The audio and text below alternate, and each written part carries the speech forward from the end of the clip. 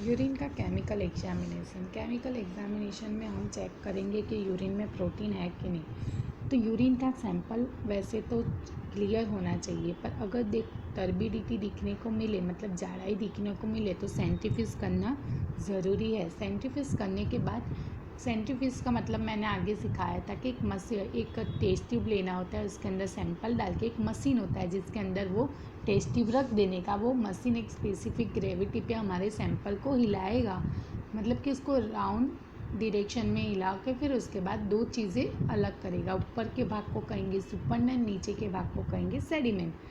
तो सेंट्रीफ्यूज के बाद अगर सुपरनेंट में से प्रोटीन का टेस्ट करेंगे, और सुपरनेंट मतलब ऊपर के भाग में से प्रोटीन का टेस्ट करेंगे, और जो सेडिमेंट जो नीचे बैठ गया है उसका हम माइक्रोस्कोपी एग्जामिनेशन करेंगे। प्रिंसिपल क्या है, तो प्रोटीन टेस्ट केमिकल या तो फिर हम लोग हीट फ्लेम्स करेंगे। दोनों मेथड को हम क्या बोलेंगे, प्रेसिपिटेशन मेथड।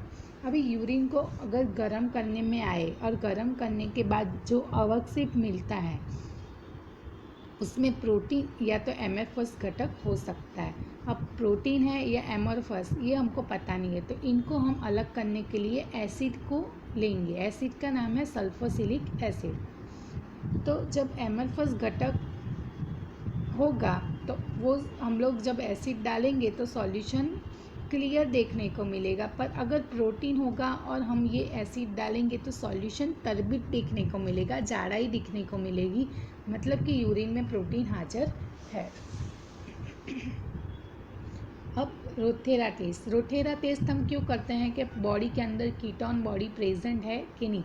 कीटोन बॉडी कब आते हैं कि जब हम कार्बोहाइड्रेट वाला खाना खाते हैं। कार्बोहाइड्रेट वाला फूड जब आप खाओगे और आपकी बॉडी में अगर मेटाबॉलिज्म सिस्टम अच्छी नहीं चल रही, चयापचय की क्रिया अच्छी नहीं चल रही, तो आपके यूरिन के अंदर फैटी एसिड मिलेगा जो दो घटकों के प्रमाण में होगा। फर्स्ट वन एसीटोन या तो फिर डाई एसिटिक एसिड के रूप में ब्लड में वो हाजिर होगा। अब क्या करना है कि यूरिन में जो एसीटोन है या डाई एसिटिक एसिड है वो उसको हम नाइट्रोप्रूसाइड अल्कलाइन मीडियम में रिएक्शन करवाएंगे और पर्पल कलर देखेंगे। अभी इसकी प्रोसीजर क्या है, तो थोड़ा सा चपटी जितना सोडियम नाइट्रोप्रूसाइड का पाउडर टेस्ट ट्यूब में लेना है और यूरिन का 2 से 3 ड्रॉप उसमें डालना है। अगर पर्पल कलर देखने को ना मिले तो कीटोन बॉडी प्रेजेंट नहीं है, पर पर्पल कलर मिले तो कीटोन बॉडी प्रेजेंट है। ये कंडीशन कब होती है कि जब स्टारवेशन होता है, मतलब कि जब आप भूखे होते हो या फास्ट होता है तब मिलता है, या तो डायबिटीज़ वाले पेशेंट में मिलता है, या तो फीवर होता है, ये सारी कंडीशन में मिलता है। OBT absolute blood test, occult blood test, OBT का full form occult blood test, benzidine test भी कहते हैं। इस टेस्ट में हम ये देखते हैं कि यूरिन के अंदर ब्लड प्रेजेंट है या नहीं। इस टेस्ट के मदद से हम जान सकते हैं कि यूरिन में आरबीसी प्रेजेंट है या नहीं।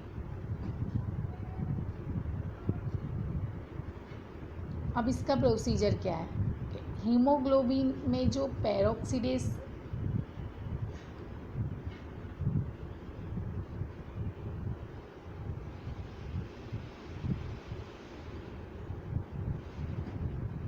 हीमोग्लोबिन का एक वर्क है कि वो पेरोक्सीडेज प्रकार का कार्य करता है, तो उसको हम हाइड्रोजन पेरोक्साइड के साथ प्रक्रिया करवाएंगे। आरबीज को, हमारे ब्लड को, मतलब कि जो भी यूरिन में हम लोग को मिला है उसको हम हाइड्रोजन पेरोक्साइड के साथ प्रक्रिया करवाएंगे, तो वो पेरोक्सीडेज जैसा प्रक्रिया करके ऑक्सीजन को निकालेगा, छूटा पड़ेगा। पेरोक्सीडेज मतलब कि ऑक्सीजन को रिमूव करना, तो उसको रिमूव करेगा।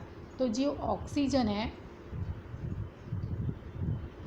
वो क्या करेगा, बेंजीडाइन, हम बेंजीडाइन भी ऐड करेंगे, तो बेंजीडाइन का ऑक्सीडेशन करके उसको ब्लू ग्रीन कलर के संयोजन में बनाएगा।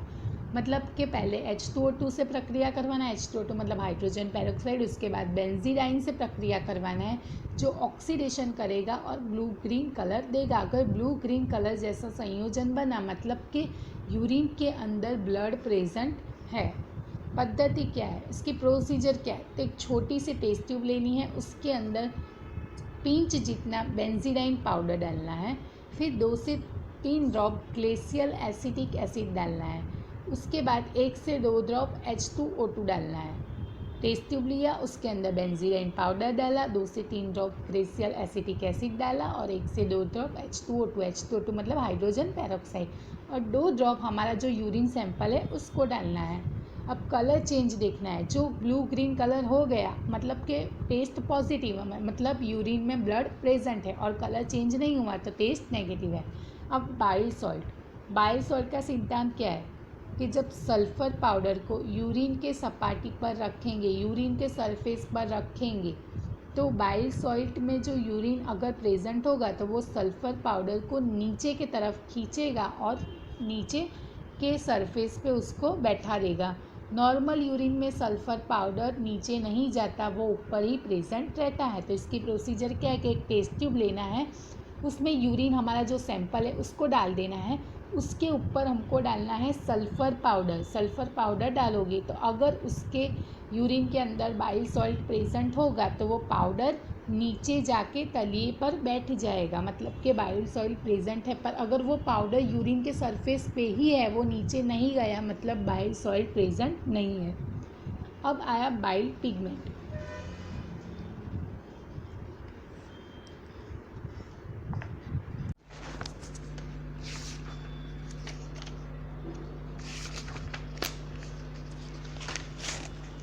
Bile pigment, bile salt, bile pigment और यूरोबिलिनोजन हम लोग जॉन्डिस हुआ है कि नहीं हुआ उसको ढूंढने के लिए करते हैं। जॉन्डिस मतलब कमला,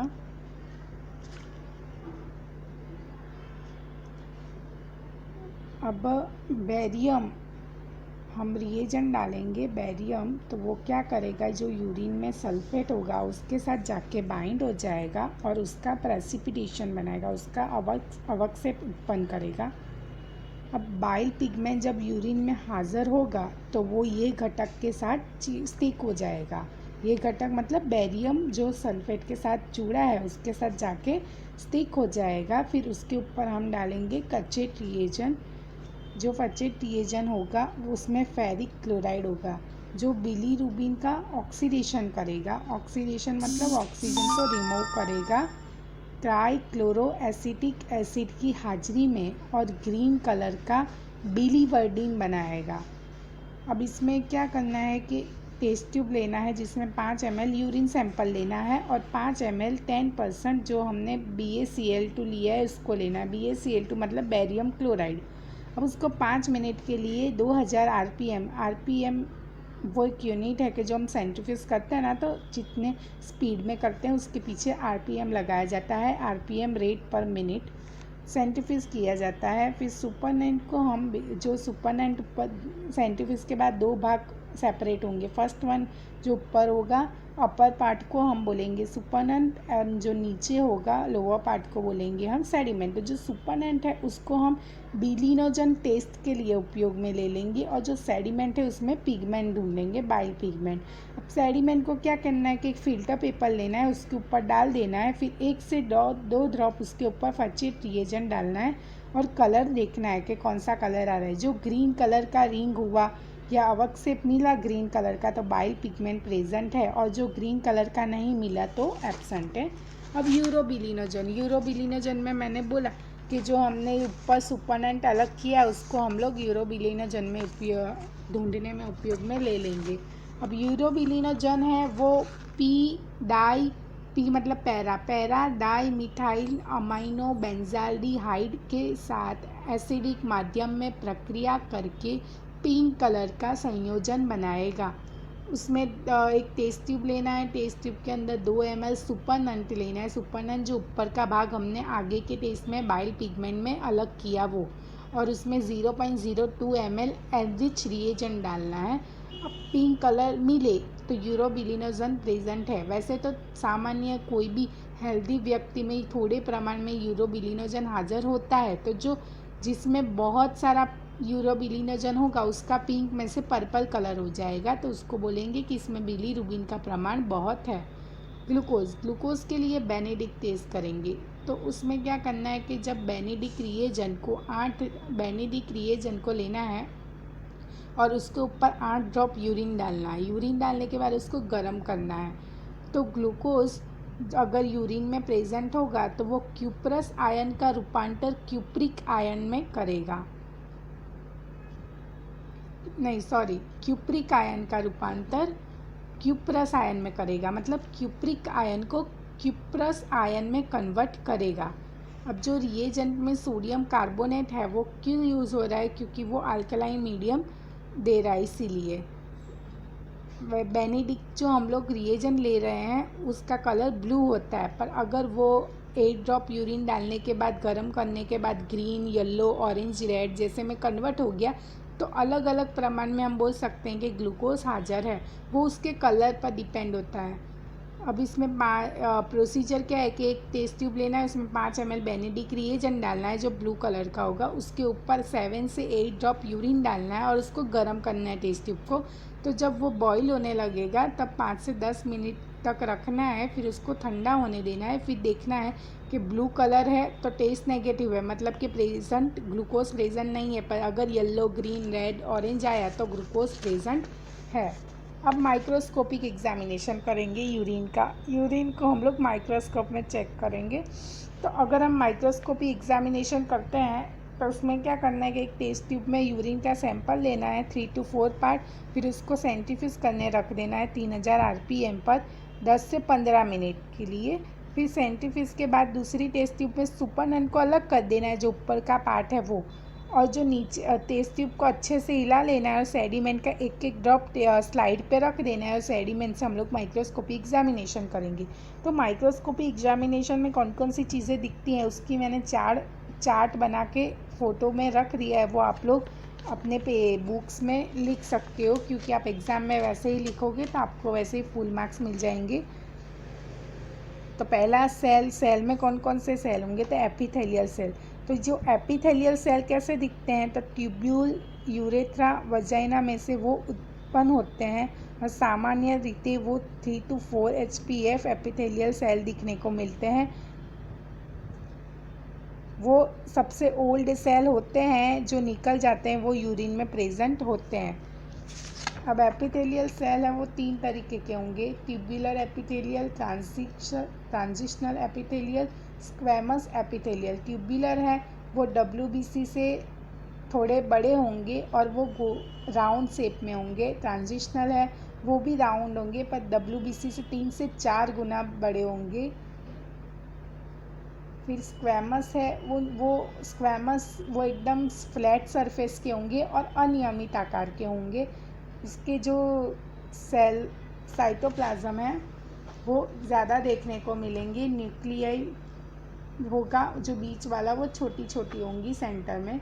अब दूसरा देखने को मिलेगा पस सेल, उसको हम WBC भी बोल सकते हैं। ग्लोमेरुलस से लेके यूरेथ्रा तक में कभी भी यूरिन में पस सेल आ सकता है।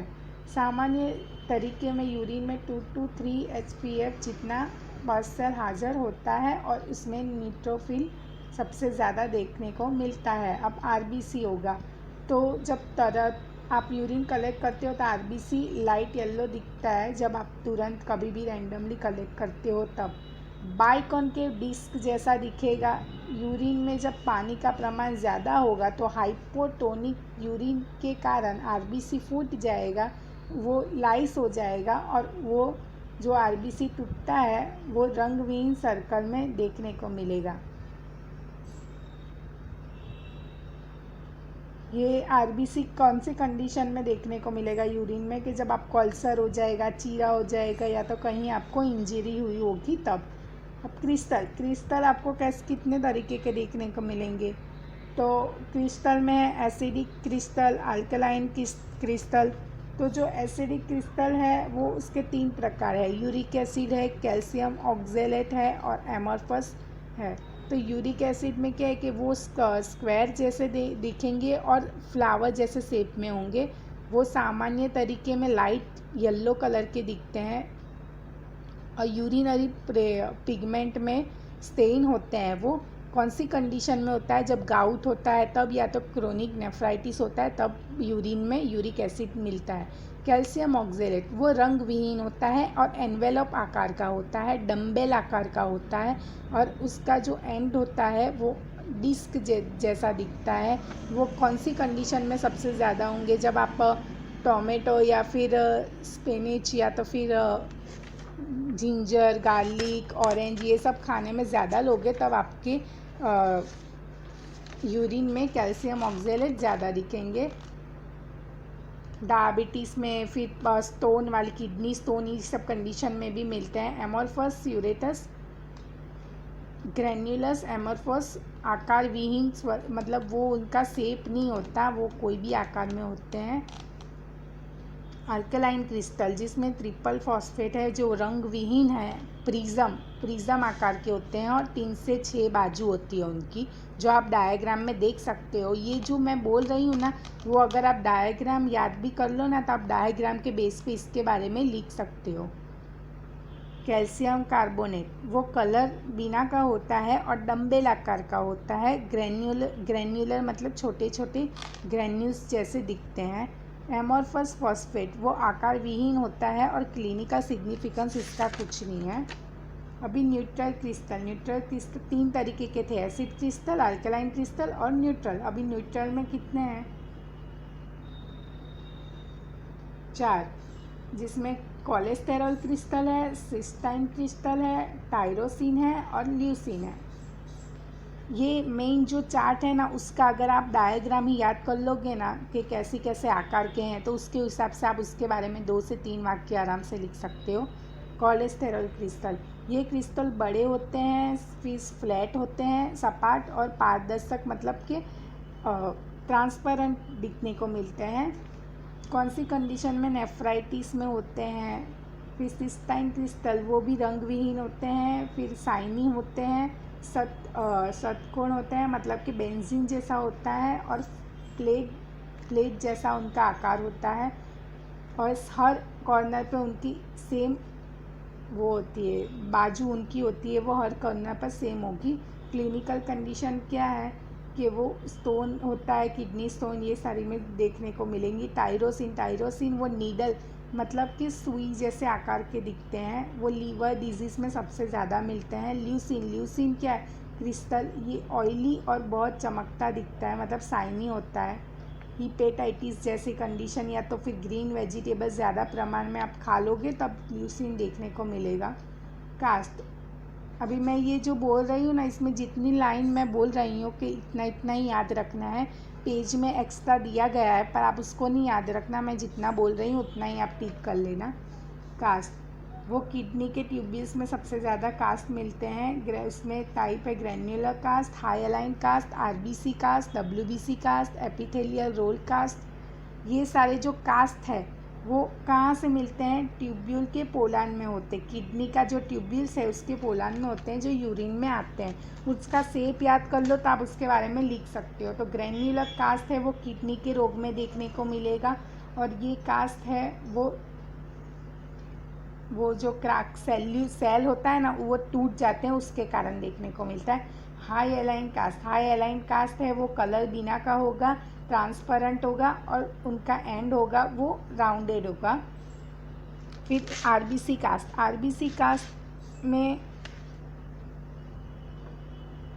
इस कास्ट में प्रोटीन के रिलेटेड सबसे कम प्रमाण में आरबीसी को देखा जाता है। आरबीसी एक दूसरे के साथ जॉइंट होंगे अच्छी तरीके से। आरबीसी कास्ट की हाजिरी कब देखने को मिलेगी? जब पैथोजेनिक कंडीशन होगा तब। डब्ल्यूबीसी कास्ट, बहुत सारे डब्ल्यूबीसी कास्ट न्यूट्रोफिल में देखने को मिलते हैं कि वो एक दूसरे से अच्छी तरह जुड़े होते हैं,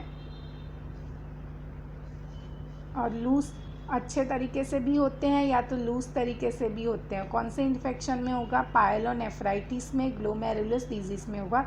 एपिथेलियल कास्ट में क्या है कि वे लोग अलग अलग साइज़ के, अलग अलग शेप के होंगे, और ये बहुत कम देखने को मिलते हैं।